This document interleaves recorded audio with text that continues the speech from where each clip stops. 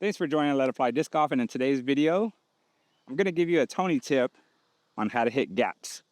So stay tuned.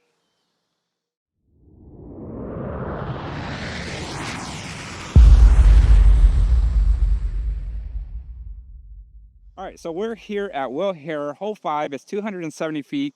You have this big tree in the middle right here, and then you have the skinny tree, and then a couple of trees on the left side.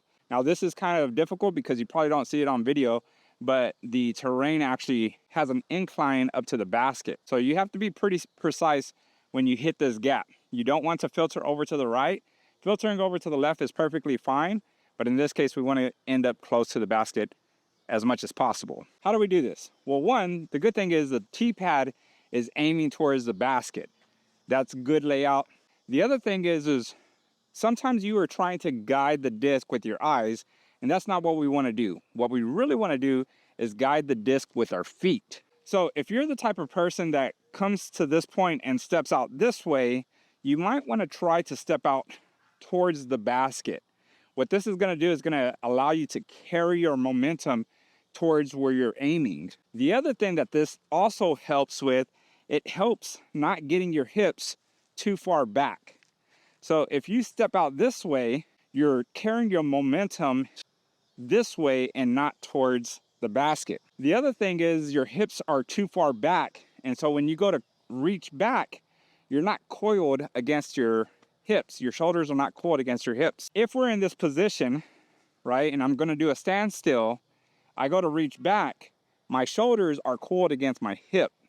So now I can just fire forward. If I step out like this to go to throw, my hips are far back here, and whenever I actually throw, my hips and shoulder are going together, which isn't gonna give you that spring that you're looking for. So whenever I'm looking for a gap, I'm trying to carry my feet this way. I'm still reaching back, but I'm not trying to get my hips too far back. This is where a lot of the easy power comes from when you coil correctly. Now, the other thing that you can do is if you have a clean sight towards the basket, you can actually utilize the edge of the tee pad to help you with this as well.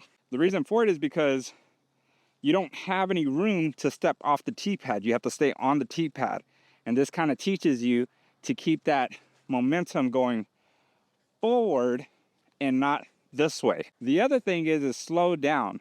It also slows your feet down so that this way you don't reach too far back with your back foot, which also allows you to get your hips turned too quickly. So if I'm going here and my feet are here, I can see how my hips are still sideways. They're still sideways.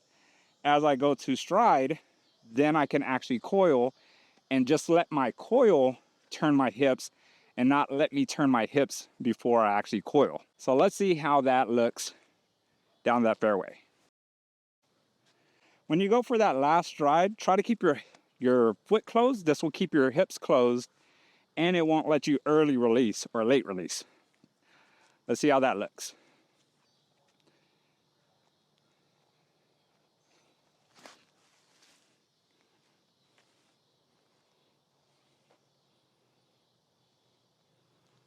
And that's how you hit a gap.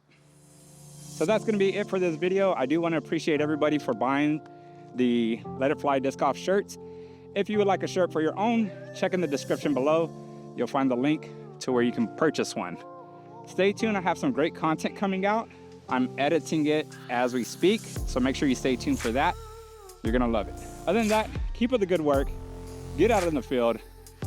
Let it fly. Peace.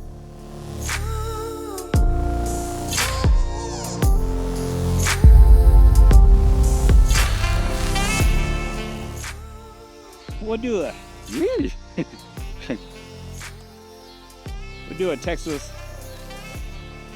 a Texas tornado flip.